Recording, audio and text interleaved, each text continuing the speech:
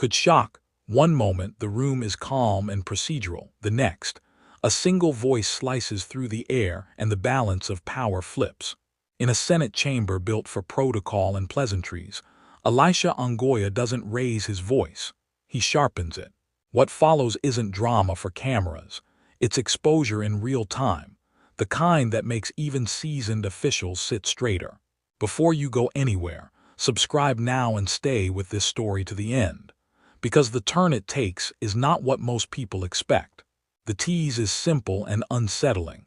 An ICT expert walks in prepared, confident, credentialed, and walks out visibly shaken, words collapsing under pressure. ONGOYA doesn't chase headlines. He chases clarity. And clarity, when demanded in public, can feel like skinning lies off the truth. If you want the full sequence, the context, and why this moment matters beyond one hearing, subscribe and watch to the end. This isn't just about one man. It's about how accountability sounds when it refuses to blink. Here's the engagement spark before we dive deeper. Ask yourself whether expertise still protects you when the questions are precise. Stay with me, and if you value unfiltered breakdowns like this, hit subscribe now so you don't miss what's coming next, because the second half reframes everything you think you saw. The first movement opens with a vivid scene. The chamber hums with routine until ONGOYA leans forward, not theatrically, just enough to signal intent. He doesn't insult, he interrogates. His questions arrive measured, almost polite, but each one strips away a layer of jargon. The ICT expert answers quickly at first, riding on acronyms and confidence, yet the space between questions grows heavier. Silence becomes the loudest sound in the room. Cameras catch a shift, eyes dart, hands adjust, breath shortens, and suddenly the narrative tilts. Then comes the unexpected insight. ONGOYA's strength isn't volume, it's sequencing. He builds a ladder of logic and asks the witness to climb it rung by rung. When one rung cracks, everything above it wobbles. The expert tries to pivot, reframing definitions, invoking processes, leaning on institutional language. ONGOYA pauses, lets the words hang, and then returns to the original premise. The room realizes this isn't a debate, it's a test. A different opener carries us into the next stretch. Imagine explaining a map to someone who already knows the terrain better than you.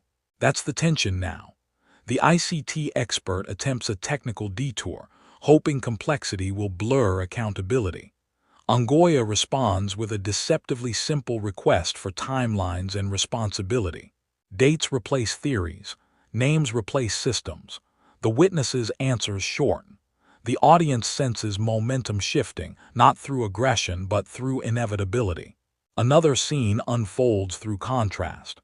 Where the expert expected deference, he meets discipline. Where he expected sympathy for constraints, he meets curiosity sharpened into insistence. ONGOYA doesn't accuse. He invites the witness to confirm, then confirm again. Each confirmation narrows the escape routes. It's not humiliation that lands hardest, it's precision. And precision, under oath, is unforgiving. The narrative deepens with a personal anecdote woven in by ONGOYA, brief and strategic. He references a past inquiry where similar explanations collapsed under scrutiny. The implication is clear without being spoken. Patterns matter. The expert's posture changes. The confidence that walked in now negotiates with uncertainty. Viewers feel the shift viscerally, like watching a chessboard after a quiet but decisive move. A surprising insight follows. The real pressure isn't coming from ONGOYA alone, it's coming from the rules the witness agreed to. Public hearings don't reward bravado, they reward coherence. ONGOYA keeps returning to the same axis, who knew what and when, until the witness's earlier statements contradict later ones. The contradiction doesn't explode, it settles, heavy. We pivot with a vivid scenario. Picture trying to run while explaining why you're not running. That's the moment viewers latch onto as the expert begins to hedge. Words pile up without adding clarity. ONGOYA listens, nods once, and asks a shorter question than before. The answer misses. The miss is obvious. The room reacts without sound. Another layer peels back. ONGOYA introduces a document, not waved dramatically, just referenced accurately. The dates align too neatly to ignore. The witness's face tells a story before his mouth does. This isn't a trap, it's a mirror. The audience realizes the preparation behind ONGOYA's calm, hours of reading, cross-checking, anticipating deflections. Authority earned, not assumed. The tempo shifts again with a reflective moment. ONGOYA acknowledges the complexity of ICT systems, granting ground he doesn't need to. The generosity disarms. Then he asks whether complexity excuses oversight. The question hangs like a bell that's been struck once.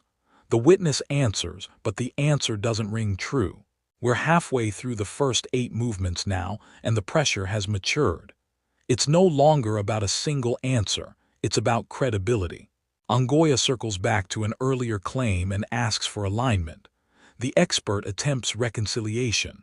The words almost fit, but not quite. Almost is not enough here. The next movement opens with an intriguing question posed to the room rather than the witness. It reframes the issue as public trust. ONGOYA isn't prosecuting a person, he's protecting a process. That distinction lands. The witness senses it too, because now every answer carries weight beyond self-preservation. A surprising duality appears. The more the expert explains, the more the explanation exposes gaps. ONGOYA's questions grow fewer, not harsher. The scarcity itself is pressure. Each pause feels longer than the last. Viewers lean in, recognizing the quiet confidence of someone who knows the next question already has an answer. We slide into the next 8 movements with a new energy. The expert attempts a reset, requesting clarification. ONGOYA provides it, precise, limited, unavoidable. The answer that follows falters. This is the moment people describe later as almost running away, not in feet, but in language. The witness seeks refuge in generalities. ONGOYA removes them gently. Another scene sharpens the stakes. ONGOYA references stakeholder impact, budgets delayed, services disrupted, trust eroded. The abstraction of ICT suddenly has faces. The witness nods, perhaps for the first time acknowledging consequence. The chamber feels smaller. A vivid analogy slips in. ONGOYA compares system failure to a bridge inspection skipped because the blueprint looked fine.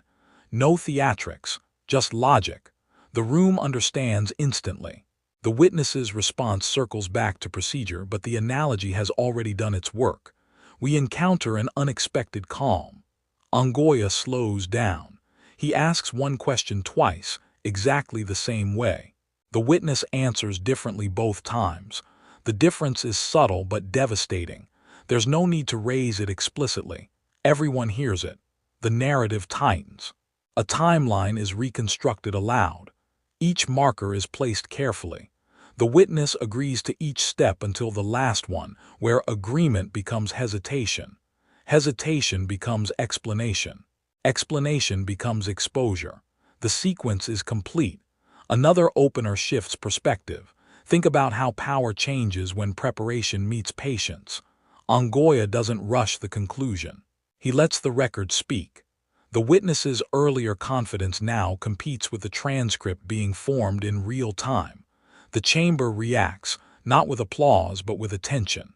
This is accountability without spectacle. The ICT expert's body language tells a story of retreat even as words continue. The phrase "skinned alive" trends later, but what actually happened was quieter and more effective. We move into the final 2 movements before the finish. ONGOYA asks a closing clarification that sounds administrative. The witness answers. ONGOYA thanks him. The simplicity is chilling because the damage is already done. Nothing more is needed. The penultimate movement reframes the entire episode. This wasn't a personal takedown, it was a demonstration of preparation, of restraint, of how institutions are supposed to work when questions are sharper than egos. The finishing point lands softly but firmly. ELISHA ONGOYA doesn't joke because the stakes don't. In a room where power often hides behind complexity, he proves that clarity is the most disruptive force of all. The witness leaves altered, the record remains, and the audience understands why moments like this ripple far beyond a single hearing.